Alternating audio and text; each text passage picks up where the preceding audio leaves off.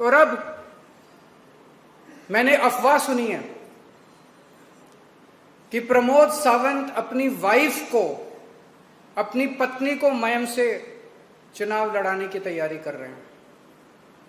एक तरफ आपका मालिकाना हक छीनते हैं और अपनी पत्नी को यहां से चुनाव लड़ाने की हिम्मत करते हैं। वोट दोगे उनको? वोट दोगे उनको? हाथ खड़े करके बताओ, वोट दोगे कि नहीं दोगे?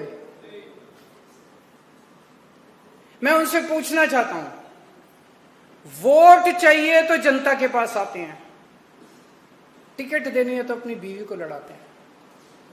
यहां पे इतनी सारी महिलाएं बैठी हैं, 20 लाख पॉपुलेशन है गोवा की। उन 20 लाख लोगों में उनको अपनी पत्नी मिली चुनाव लड़ाने के लिए। गोवा की कोई महिला, आम महिला चुनाव क्यों नहीं लड़ सकती? आम आदमी पार्टी को जब चुनाव लड़ाना था तो वेंजी को उन्होंने चुना था। वेंजी एक आम आदमी है। हमने किसी के बेटे और किसी के बाप को, किसी के चाचे को नहीं चुना था, किसी की बीवी को नहीं चुना था।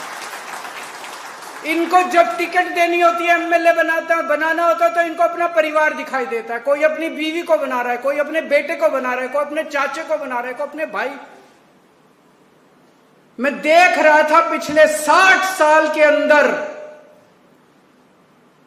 कुछ चंद परिवार हैं गोवा के, 13 या 14 फैमिलीज हैं। इन 13 या 14 फैमिलीज ने गोवा के ऊपर कब्जा किया हुआ है, गोवा की सरकार के ऊपर कब्जा किया हुआ है। It's a vice like grip on the politics of Goa.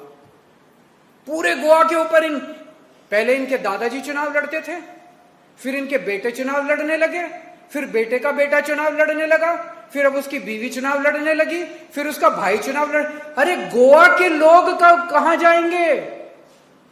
और ये आपके लिए चुनाव नहीं लड़ते, जनता के लिए चुनाव नहीं लड़ते, ये अपने परिवार के लिए चुनाव लड़ते हैं, पैसा लूटने के लिए चुनाव लड़ते हैं, गोवा को लूटने के लिए चुनाव लड़ते हैं। और एक पार्टी में नहीं है, कांग्रेस में भी परिवार है, बीजेपी में भी, इस पार्टी में भी, उस पर सब में परिवार हैं। चुनाव लड़ते हैं, कभी बीजेपी से चुनाव लड़ लेते हैं, कभी कांग्रेस से चुनाव लड़ देते हैं। इसकी सरकार आती है उधर चले जाते हैं, इसकी सरकार आती है इधर चले जाते हैं। सारा घालमेल है, सारा सिस्टम ऐसा बनाया हुआ, बस लूटने के लिए, गोवा को लूटने के लिए उन्होंने सिस्टम बनाया।